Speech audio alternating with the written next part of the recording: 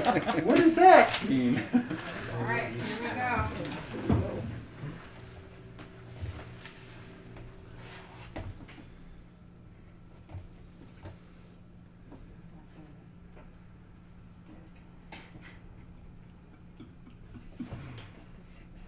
Hi, my name is Kelly Richards, and this is my husband, Rob Richards. We're the proprietors of Tacoma Wine Merchants in the Stadium District. And we want to welcome you to our live streaming first annual fun kickoff. Thank you guys for being here. I want to introduce some special guests that are here with us. Our principal, Chris Gavin, and his wife, Doreen. And then this year's annual fun chairs. Neil and Heidi Wachter, and then our vice principal, Barbara Bolanos, and her husband, Ray.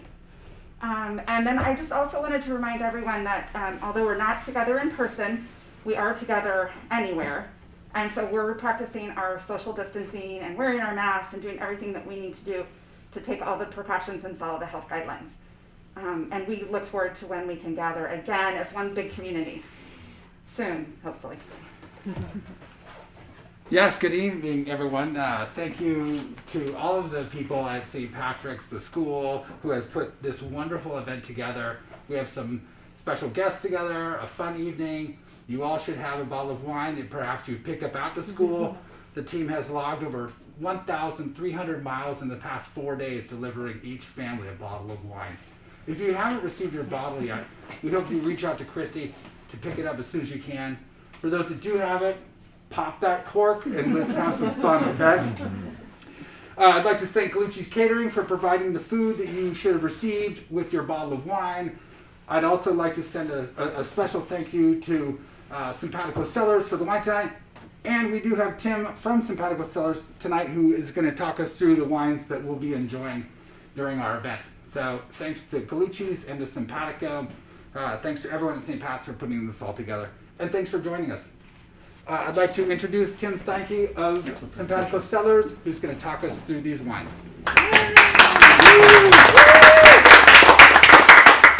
Well, thank you everybody for being here virtually.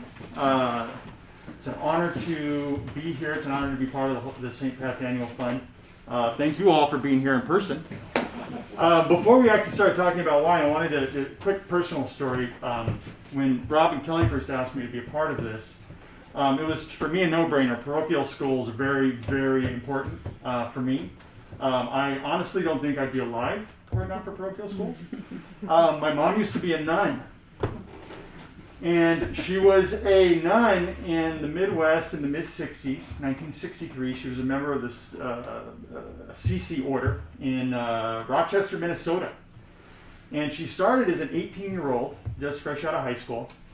And her first job when she got to the convent, she was an excellent pianist and she taught music. And music wasn't a full-time gig at the time, so they said, well, what should we do with the fresh out of high school 18-year-old nun? They had her teach sex ed. And so she was a little intimidated by the role. As you can imagine, the 13 and 14-year-old boys weren't always the kindest. Their questioning wasn't always the most straightforward. And so after about 5 years in the convent, due to a combination of probably middle school middle school boys and her own cloisteredness, she left the convent in the middle of the night, took a bus back to Nebraska, and forever was gone. 6 months later, she met my father, who, a la Sound of Music, was a widower with 6 children, good Catholic, and they were married. So what do you do when you're a blended family of 6 children? You have 3 more. And so I was spring into being. So my mom today says that if she was involved in the convents today, she probably would have stayed there. So I'm very grateful to those middle school boys from the parochial school, because had it not been for them, I very well might not be alive. So thank you. And if anybody here went to a CC middle school in Rochester, Minnesota in the mid-60s, thank you from the bottom of my heart. And so anyway, my name is Steinke. I'm a third of the team behind Simpatico Cellars. There's 3 of us. We all went through the winemaking program at South Seattle. We were classmates in the late 2000s. And in fact, I was working as a sommelier at the time and going through full-time wine school and full-time working as a sommelier full-time. And my first quarter, I got mono. So I was missed school for about a month. And that's when I met my partner became aware of me because I was asking the guy next to me to take notes. And my now partner, Craig, thought that I was a complete lazy jerk because I was never showing up and always having this guy give me notes for me. So he's like, I'm never going to do anything with that guy. Sure enough, we actually became partners 5 years later. So we became, the 3 of us became very good friends over school and after. I went to work in Woodinville for a winery called Betz Winery. My partner, Cassie, went down to work in Napa Valley for a while. And then Craig ran a custom crush facility up in Woodinville. And we would get together and we'd go camping and we'd hang out and we'd go hiking, we'd drink wine. And we talk about making wine together, and as we kind of surveyed the Washington wine scene, one thing that we became a little more, or let's say, disturbed about was there was sort of this bifurcation happening in the Washington wine world, where we had the big, huge Chateau Ste. Michelle wineries, which are great and make terrific wine and are a terrific product, but they're commercial wineries that make a commercial product. It's, you know, and then there's the small family-owned wineries that make terrific wines as well, driven by specific sites and varieties. The problem being, they had to start at about $35, $40, and a lot of my family can't afford to even buy the wine that I was making on my employee discount. So we figured there has to be a way for us to make wines that are site-driven, excellent with the table, excellent with food, and that normal people can have within their access. You know, our tagline we would always say was we wanted to be real people making real wine for real people. So we decided to start a winery together, 2015, and that's where the name Simpatico came from. We're friends. So if everybody doesn't know, Simpatico, it's a word. It kind of means we're on the same wavelength. We like each other. We get each other. And we wanted to, and we kind of were that way with each other, but we also wanted to make wines that were that way for normal people. That, hey, these are wines anybody can get. So that's our story. We have 3 wines here today. Everybody's already about a bottle in, so you should certainly get started here. So there's 3 wines that went across the 1,300-mile South Sound area. We'll go in order of that everybody has them here. The first wine is a white wine. It's a grape variety called Albarino. The wine is called the Fanatic. And Albarino, outside of sounding sort of like an Italian curse word, is a white variety from the northwest of Spain. You very rarely see it in the U.S. You even more rarely see it in Washington. And when you do see it, it tends to be kind of poorly sited and relatively mediocre. Well, this is a specific single site from a place called Dutchman Vineyard. I was just there this morning, actually. We're picking it on Monday. And just beautiful stuff. Think it's almost like Sauvignon Blanc, but has a little more weight, a little more crispness to it, maybe a little more honeyed. It's bone dry, there's no sugar to it, but almost has a flavor of honey to it. Really pretty stuff. You guys, you can certainly drink. Don't let me hold you aside. Tim, yours is here. Oh, thank you. Cheers. So, in the name of the Fanatic,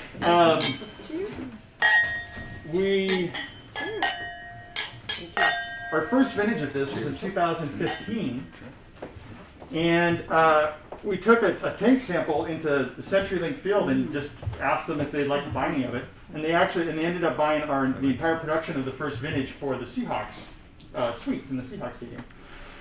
We, being novice winemakers, let it slip that we hadn't named the wine yet. And so they said, oh, well, great, let's have it be sports themed. And we said, well, you know, we love the Seahawks. I love the Seahawks. I'm very excited for Sunday.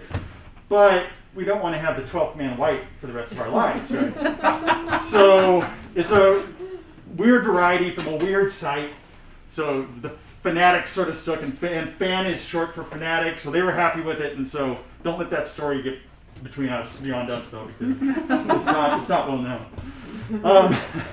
The second wine, this is rosé. Oh, I love rosé. If you don't like rosé, you should like rosé.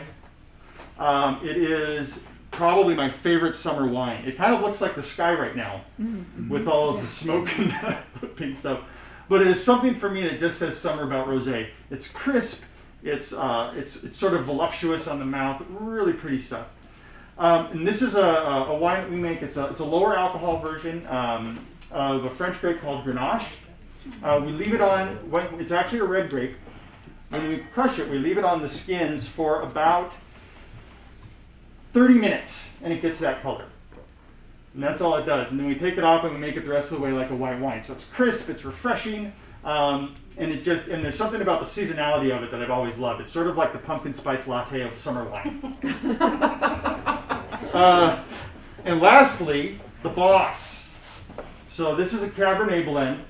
Those of you that have a bottle may be a little nervous by the fact that there's only one S in the Boss. No, it's not a misspelling. It's actually named after our winemaking instructor back in the day, a gentleman by the name of Peter Boss.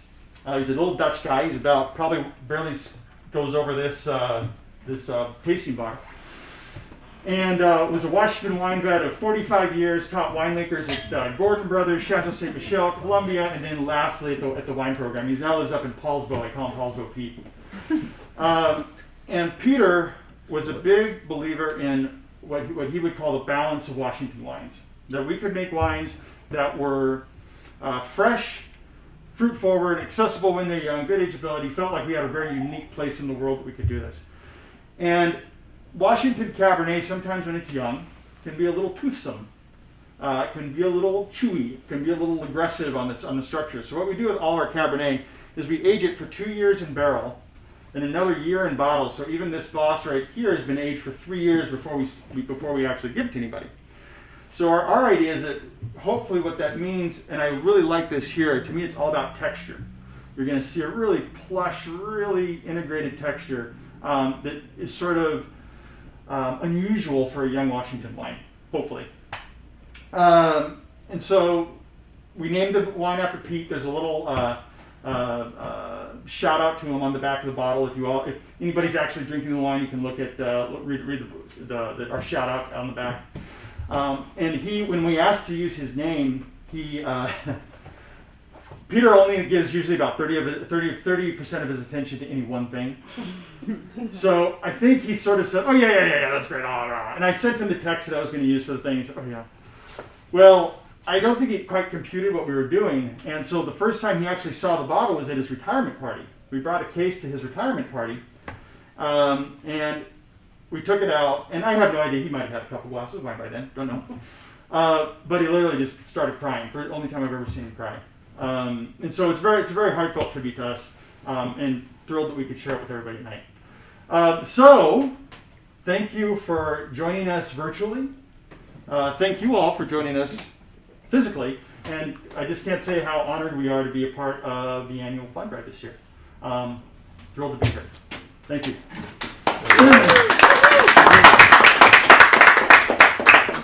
Think to Tim's mom. Yeah. Here's Tim's mom.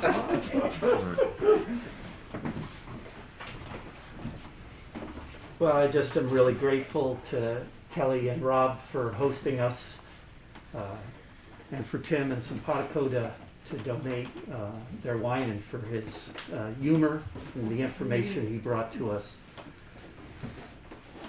Tim mentioned the word access when they were producing their wine, when he and his partners were deciding what kind of winemakers they wanted to be. And they decided they wanted to do something that allowed something they loved to be accessible to more people. And that's what Annual Fund is for us at St. Pat's. Something that we love, many of us who can afford it, but who more importantly want to have access for everyone who wants to be there, who wants to experience a Catholic Christian education, a community that cares for their children and really believes in their future. And so I think it's so appropriately appropriate that their wine is also Simpatico. I think of compassion, to be with, to suffer with. And we are suffering in lots of ways as a world. And not being together is part of that suffering, because we know what it means to be together. But when we suffer with each other, we are there for each other. We are together anywhere. And so tonight, wherever you are, thank you for being with us. There's no distance that keeps us apart. And so when we look towards the annual fund with a wonderful theme of believe, terrific chairs, really kind and generous couple, I hope you will consider giving generously to our annual fund to make access more available for as many families as possible so that we can continue the kind of education that we have at St. Pat's. So thank you for being here, no matter where you are. So cheers to us, to our year. Gross. Prost. Cheers.